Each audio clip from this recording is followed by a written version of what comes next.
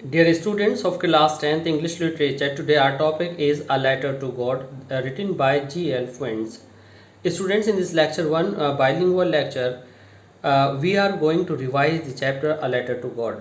Students, इस bilingual lecture में आप हिंदी और इंग्लिश दोनों लैंग्वेजेस का यूज़ लेते हुए इस चैप्टर की स्टडी करेंगे।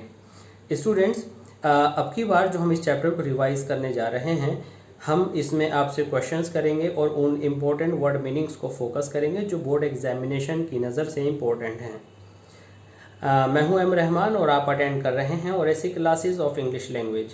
प्लीज़ अपने सिलेबस को कंटिन्यू रखने के लिए हमारे चैनल को ज़रूर सब्सक्राइब करें और अपने सारे लेक्चर्स से अपडेट रहने के लिए स्टूडेंट्स ऐसा करना ज़रूरी है। अगर आपको ये लेक्चर समझ में आते हैं तो प्लीज़ लाइक और शेयर करना मत भूलिएगा। और आपका यदि कोई पर्टिकुलर लेक्चर है और आप चाहते हैं कि उसको आपको टीच किया जाए तो प्लीज़ कमेंट बॉक्स में ज़रूर लिख दीजिएगा, उस पर लेक्चर बनाकर आपके लिए अपडेट कर दिया जाएगा। आइए शुरू करते हैं lecture 1, a letter to God. Students, ये एक चैप्टर है जो कि G.L. Fuentes द्वारा लिखा गया है। देखते हैं इस चैप्टर में क्या लिखा है। पहले थोड़ा सा समरी की स्टडी कर लेते हैं। This lesson is a story of a poor farmer Lanchu. Lanchu was a very hard-working and firm believer of God. One year, his harvest was totally destroyed, and no one was there to help him. He writes a letter to God and asks Him to send him some money. The postmaster, surprised to see the letter for God, opens and reads it. The postmaster sends Lanchu some money on behalf of God, but Lanchu finds the money short. He again writes a letter to God for more money, but this time to be sent directly to him, as according to him the post office employees were a bunch of crooks.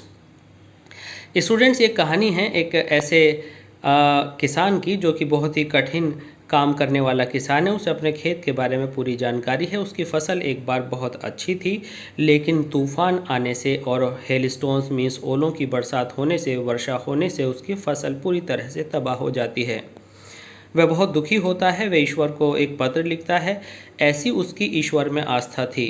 कोई भी सुनकर इसको हंसने लगेगा, लेकिन वास्तव में ये एक आस्था का गंभीर स्तर था।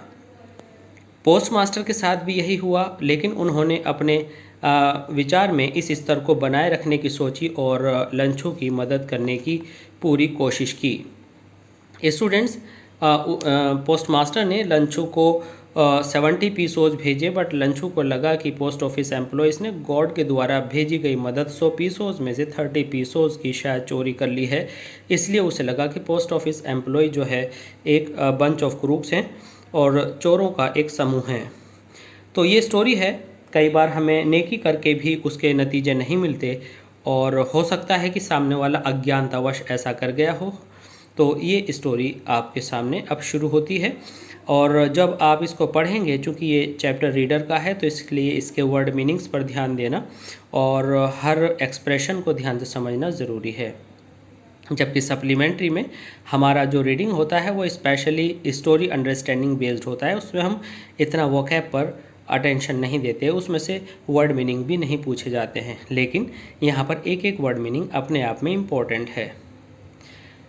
The house the only one in the entire valley. Entire means संपूर्ण, वैली मीन्स घाटी में। संपूर्ण घाटी के अंदर केवल एक मकान, set on the crest. Set means situated था, क्रेस्ट मीन्स चोटी पर, of a low hill.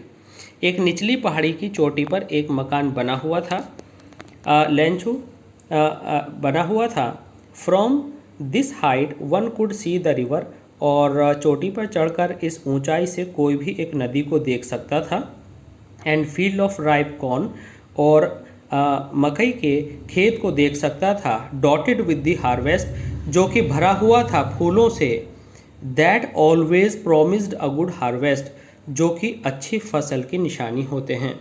Students, ये जो लाइन आपके सामने आई है यहाँ पर, a field of ripe corn dotted with the flowers that always promised a good harvest. वह जो खेत था वह फूलों से लदा हुआ था और ये फूल जो कि एक अच्छी फसल का प्रॉमिस होते हैं। अर्थात यदि किसी फसल पर ये फूल आ जाएं और फलों फूलों से वह फसल भरी हुई हो तो निश्चित रूप से वह फसल अच्छी होती है। बस यही बात यहाँ भी कही गई है। The only thing the earth needed was a downpour और एट लीस्ट अ शावर। और अर्थ को अगर किसी चीज़ की ज़रूरत थी तो वह था थोड़ी सी बारिश, या वॉज ए डाउनपोर एक भारी बारिश, या कम से कम नहीं तो एक हल्की सी शावर बौछार। थ्रू आउट मॉर्निंग लंचू who knew his fields intimately. और पूरी मॉर्निंग लंचू जो कि अपनी खेतों को अच्छे से जानता था, हैड डन नथिंग एल्स, उसने कुछ भी नहीं किया, but seen the sky toward the north east, बल्कि वह नॉर्थ ईस्ट की तरफ स्काई को देखता रहा। अब स्टूडेंट्स इसमें से क्वेश्चन देखते हैं कि क्या क्या क्वेश्चंस किए जा सकते हैं। तो यहाँ पर देखिए, the only thing the earth needed a downpour और एटलीस्ट अ शावर। तो आएगा what did the earth need, what was the need of the earth. तो the need of the earth was कि तेज़ बारिश हो, और तेज़ बारिश ना हो तो कम से कम बूंदाबांदी तो अर्थ को चाहिए ही थी। थ्रू आउट मॉर्निंग लंचू ने पूरी सुबह किया लंचू ने पूरा दिन पूरी सुबह कुछ नहीं किया, बल्कि वह नॉर्थ ईस्ट में आसमान को देखता रहा। अब आपसे पूछा जा सकता है कि वह नॉर्थ ईस्ट में आसमान को क्यों देखता रहा। तो वह नॉर्थ ईस्ट में आसमान को, स्काई को इसलिए देखता रहा because he was expecting rain, because it was needed by his fields. वह नॉर्थ ईस्ट में स्काई को इसलिए देखता रहा क्योंकि उसे वर्षा की ज़रूरत थी और उसके खेतों को बारिश की ज़रूरत थी। The only thing the earth needed was a downpour और एट लीस्ट अ शावर। ये रीज़न था उसको लगातार नॉर्थ ईस्ट में आसमान को देखते रहने का। लंचू का मकान कहाँ बना हुआ था? लंचू का मकान एंटायर वैली में, जो कि एक अकेला मकान था, on the crest of a low hill, एक निचली पहाड़ी की चोटी पर बना हुआ था। वहाँ से आप क्या क्या देख सकते थे? वहाँ से आप देख सकते थे, पहला पॉइंट है रिवर को और लंचू के खेतों को जो कि फूलों से भरे हुए थे, और वे फूल जो अच्छी फसल के द्योतक होते हैं, अच्छी फसल के सिंबल होते हैं। आप कह सकते हैं इन अदर वर्ड्स कि उसकी फूलों से लदी हुई तैयार फसल को देख सकते थे। इसके बाद स्टूडेंट्स हम देखते हैं, now we are really going to get water woman. Students आपसे पूछा जाता है ये बात किसने कही? तो ये बात लंचू ने कही। लंचू ने अपनी पत्नी को एड्रेस करते हुए कहा कि अब आप इसको हैं जी, ओ जी, महिला कहें तो ये अच्छा नहीं होगा। तो यहाँ पर जो वुमन है, तो वुमन मान लीजिए कि लंचू ने अपनी पत्नी को संबोधित करते हुए कहा कि अब हम कुछ पानी हासिल करने जा रहे हैं। इन अदर वर्ड्स कि लगता है कि बारिश होने वाली है। ये व्यवहारिक शब्द सेंटेंस है। The women who was preparing supper. Students ये सपर इंपॉर्टेंट वर्ड है, और वो वुमेन जो सपर तैयार कर रही थी, शाम का खाना तैयार कर रही थी, रेप्लाइड यस गॉड विलिंग, हाँ अगर ईश्वर ने चाहा तो। The older boys were working in the field. बड़े लड़के खेत में काम कर रहे थे। While the smaller ones were playing near the house. और जैसे कि छोटे बच्चों को काम नहीं होता, वो खेलते हैं, तो वे घर के पास खेल रहे थे और वह खेलते रहे until the woman means the wife of Lencho called to them all come for dinner, जबकि उन्होंने खाने के लिए उनको नहीं बुला लिया। तो स्टूडेंट्स यहाँ पर आता है कि what were the boys doing? The older boys were working in the field and the smaller ones were playing near the house. It was during the meal time. Students यहाँ खाने के 3 वर्ड्स आए हैं, एक मील है, एक आपका डिनर है और एक आपका सपर है। तीनों खाने के लिए है। मील कोई सा भी खाना हो सकता है आपका, और डिनर स्पेशली जाकर खाना होता है, और सपर वो होता है जो आप बेसिकली घर में बनाते हैं और फिर बैठ कर खाते हैं। तो डिनर आउटिंग के सेंस में भी आ सकता है, बट सपर आप घर पर खाते हैं, और मील कोई भी टाइम का खाना हो सकता है जिसे आप जनरली फूड कहकर आगे बढ़ जाते हैं। It was during the meal, खाना चल ही रहा था, just as Lencho had predicted, और जैसे कि लंचू ने प्रेडिक्शन किया था। स्टूडेंट्स ये वर्ड अच्छा है। Prediction means forecast, prediction means foretell, भविष्यवाणी। Big drops of rain begin to fall, बड़ी बड़ी बूंदें गिरने लगीं in the north east side से। Huge mountains of clouds. Students जब भी हमें लिखना हो तो हमें बिग माउंटेन्स नहीं लिखने हैं बादलों के, तो बादलों के हम हिंदी में झुंड कहते हैं, बट अगर हम इसे इंग्लिश एक्सप्रेशन में दें तो हम कहेंगे ह्यूज माउंटेन्स ऑफ क्लाउड्स। बादलों के बड़े बड़े आकार कुड बी सीन अप्रोचिंग, आते हुए देखे जा सकते थे। Approaching means coming. The air was fresh and sweet, और आप जानते हैं कि बारिश से पहले जब हवा चलती है तो बहुत ही मधुर होती है, तो फ्रेश मीन्स तरोताज़ा, स्वीट मीन्स मधुर थी। The man went out for no other reason than to have the pleasure of feeling the rain on his body. Students, ये लाइन बहुत इंपॉर्टेंट है।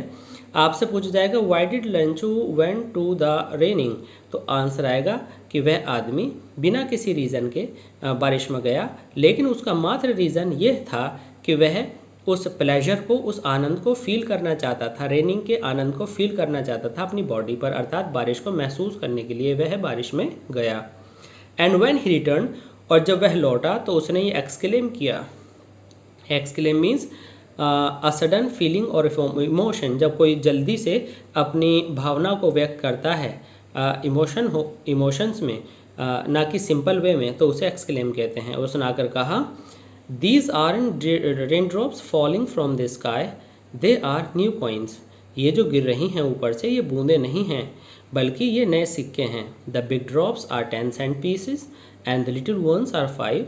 बड़े सिक्के 10 पैसे के हैं। यहाँ तो वैसे सेंट कहना, पैसे कहना मुनासिब नहीं है, यानी पीसीस का मतलब है कि जब आप डॉलर को तोड़ेंगे तो वो सेंट में टूटते हैं, तो कुल मिलाकर के वहाँ की करेंसी का नाम है।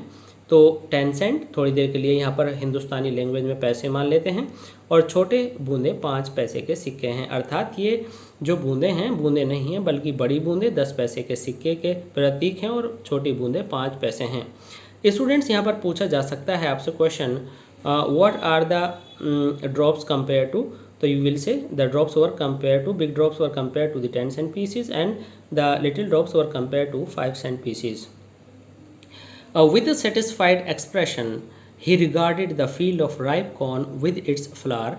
With a satisfied expression, it means जब बारिश हो रही थी और लंचू को पता था कि बारिश की सख्त ज़रूरत है, जब उसे पता लगा कि पता तो उसे लग ही गया, विद द सेटिस्फाइड एक्सप्रेशन, उसने पूरी संतुष्टि के साथ ही regarded the field of ripe corn, उसने इस पके हुए अनाज के खेत को, जो कि फूलों से भरा हुआ था, draped in a curtain of rain, जो आज बारिश की चादर में ढक गया था, उसको देखा। लेकिन यह क्या, but suddenly a strong wind began to blow, तेज़ हवा चलने लगी, एंड अलोंग विद, और उसके साथ साथ rain very large hailstones means pearl of ice, बड़े बड़े ओले गिरने लगे, began to fall. This truly did resemble new silver coins, और स्टूडेंट्स ये बड़े चांदी के सिक्के जैसे लगते थे। The boys exposing themselves to the rain, ये देखिएगा कि अब पहले पूछा गया था लंचू बारिश में क्यों गए, अब पूछा जाएगा कि बच्चे बारिश में क्यों गए। तो exposing themselves, exposing means showing, going themselves to the rain out to collect the frozen pearls, frozen means जमे हुए, पर्ल्स मीन्स मोती, जमे हुए मोती, अर्थात हेलस्टोन्स मीन्स ओले। तो वे लड़के दौड़ करके ओलों को उठाने के लिए भागे, जैसा कि बच्चे आमतौर से बारिश में करते हैं। द मैन एक्सक्लेम्ड, तभी लंचू ने एक्सक्लेम किया, अचानक से भाव व्यक्त किए, oh it's really getting bad now, अरे ये तो बहुत बुरा हो रहा है। I hope it passes quickly, मैं उम्मीद करता हूँ कि ये जल्दी ही बीत जाएगा।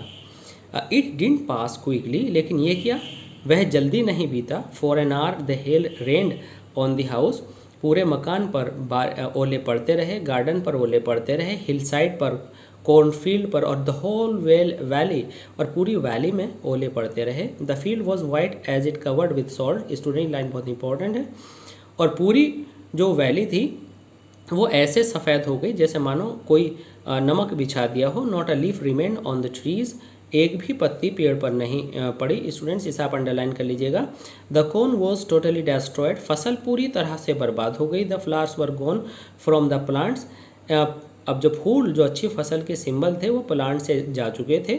लंचू soul was filled with sadness, Lencho की आत्मा दुख से भर गई। When the storm had pass ही stood in the middle of the field and said to his sons, जब बारिश रुकी तो वह अपने खेतों में जाकर के बीच में खड़ा हुआ और अपने बेटों से बोला, a plague of locust would have left more than this, शायद टिड्डियों का दल थोड़ा इससे ज़्यादा छोड़ देता। The hail has left nothing this year will have no corn. और इस साल तो कुछ फसल ही नहीं बची और कुछ नहीं बचा। That night was a sorrowful one, ये रात बहुत ही दुखदाई रात थी। All our work for nothing, Lencho ने कहा हमारा वर्क सब बेकार गया।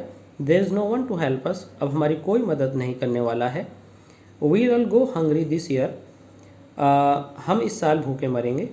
But in the hearts of all who lived in the solitary house in the middle of the valley there was a single hope, help from God.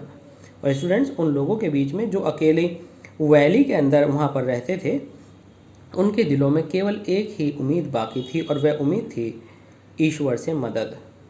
तो students, ये कहानी है, आइए एक बार इसको रिवाइज कर लेते हैं दोबारा।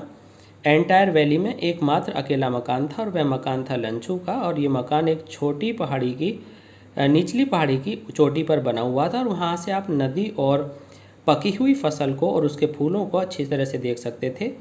और जब कोई फसल फूलों से भरी होती है तो ये इस बात की पहचान होती है कि फसल बहुत अच्छी हुई है। और स्टूडेंट्स, द ओनली थिंग, और लंचू के खेतों को अगर किसी चीज़ की ज़रूरत थी तो वह था तेज़ बारिश या थोड़ी सी हल्की बौछारें। और पूरी सुबह लंचू ने कुछ नहीं किया बल्कि वह नॉर्थ ईस्ट में स्काई को देखता रहा इस उम्मीद से कि बारिश आएगी। और उसने कहा अपनी पत्नी से खुशी में बादलों को देखकर कि हे स्त्री, अब हम जो है जल्दी ही बारिश हासिल करने वाले हैं, बारिश होने वाली है। और जिस समय वे खाना खा रहे थे उस समय ऐसा हुआ भी कि बारिश वहाँ पर आने लगी। स्टूडेंट्स, तो द वुमन, और वो स्त्री जो वहाँ पर उस समय काम कर रही थी, खाना बना रही थी, उसने कहा कि हाँ, अगर ईश्वर ने चाहा तो। उस समय बड़े बॉयज़ जो थे वो खेत में काम कर रहे थे और छोटे बॉयज़ घर के सामने खेल रहे थे। और वे वहाँ पर खेलते रहे जब तक उस स्त्री ने उनको खाने के लिए नहीं बुला लिया। खाने के दौरान बड़ी बड़ी बूंदें गिरने लगीं और बड़े बड़े काले बादल आते हुए दिखाई देते थे। द एयर बहुत ज़्यादा फ्रेश थी। लंचू बिना किसी कारण के बारिश की बूंदों को अपनी बॉडी पर महसूस करने के लिए आगे बढ़े और एक सेटिस्फाइड एक्सप्रेशन के साथ स्टूडेंट्स उन्होंने अपने पके हुए फसल जो कि फूलों से भरी हुई थी देखा। उन्होंने देखा कि पूरी फसल बारिश की चादर से ढकी हुई है। लेकिन अचानक से तेज़ हवा चलने लगी और जो बड़े बड़े ओले गिरने लगे जो कि देखने में स्टूडेंट्स जो कि देखने में सिल्वर कॉइन जैसे लगते थे। स्टूडेंट्स, यहाँ पर आपको याद होगा कि बड़ी बूंदों को तुलना की गई थी 10 पैसों के सिक्कों से और छोटी बूंदों को 5 पैसे के सिक्कों से। लंचू ने कहा था कि बड़ी बूंदें ऐसा है जैसे मानो 10 पैसे के सिक्के गिर रहे हों और छोटी बूंदें 5 पैसे के सिक्के गिर रहे हों। और उसके बाद जो फ्रोज़न पर्ल्स गिर रहे थे वो ऐसा लग रहा था जैसे चांदी के सिक्के गिर रहे हों। लड़कों ने अपने आप को बारिश के हवाले कर दिया और जाकर वह उन फ्रोज़न पर्ल्स मीन्स ओलों को उठाने लगे। तभी लंचू ने कहा कि भाई अब बुरा हो रहा है, मुझे लगता है कि जल्दी बीत जाएगा। लेकिन ये जल्दी नहीं बीता। ये मतलब जो हेलस्टोन्स गिर रहे थे वो समाप्त नहीं हुए और 1 घंटे तक ओलों की बारिश बाग पर, पूरे वैली के अंदर, हिल साइड में और फील्ड पर होती रही। सारी फील्ड, ये स्टूडेंट्स यहाँ से लेकर के और लास्ट तक आपका ये पार्ट, ये आपका आंसर है, ये आपको अच्छे से समझ लेना है। एक पत्ती भी नहीं बची पेड़ के ऊपर और सारा फील्ड ऐसे ढक गया जैसे नमक से ढक गया हो और पूरी फसल तबाह हो चुकी थी और फ्लावर जो थे वो अपने प्लांट से जा चुके थे। लंचू की सोल सैडनेस से भर गई और ये स्टॉर्म जो था जब ये पास हुआ तो लंचू फील्ड के मिड में खड़ा हुआ और कहने लगा कि शायद टिड्डियों का दल भी थोड़ा इससे कुछ ज़्यादा छोड़ जाता, लेकिन ओलों ने तो कुछ भी नहीं छोड़ा। यह रात उनके लिए बहुत दुखी रात थी। लंचू ने कहा हमारा वर्क सारा बेकार गया, अब कोई हमारी मदद नहीं कर पाएगा, इस साल पूरे वर्ष हम भूखा मरेंगे। लेकिन उन लोगों में जो सॉलिटरी स्टूडेंट, ये वर्ड सॉलिटरी मीन्स लॉनली, उस अकेले मैदान में जो पूरी वैली के बीच में बना हुआ था, उन लोगों के मन में केवल एक ही होप थी, हेल्प फ्रॉम गॉड। तो स्टूडेंट्स, मैं समझता हूँ कि ये लेक्चर आपको पूरी तरह से अच्छे से समझ में आ गया होगा और आपके रिवीजन के लिए जितने भी वर्ड्स को हमने हाईलाइट किया है वो बोर्ड के एतबार से बहुत ही इंपॉर्टेंट हैं और जितने क्वेश्चंस को हमने यहाँ डेवलप करने की कोशिश की है वो अपने आप में इम्पोर्टेंट शॉर्ट आंसर्स हैं। और आपको ये भी कहा जा सकता है कि ये सीन पैसेज में भी अपीयर आपको मिल सकते हैं। तो इनको आप तैयार कीजिएगा और रिवीजन में जो सीन पैसेजेस आपको मिलेंगे आप उनको उन असाइनमेंट्स को सॉल्व कीजिएगा। एंड आई होप ये लेक्चर आपको पूरी तरह से समझ में आया होगा, और अगर आपको प्लीज़ ये लेक्चर समझ में आता है तो हमारे चैनल को सब्सक्राइब करना, शेयर करना मत भूलिएगा। धन्यवाद।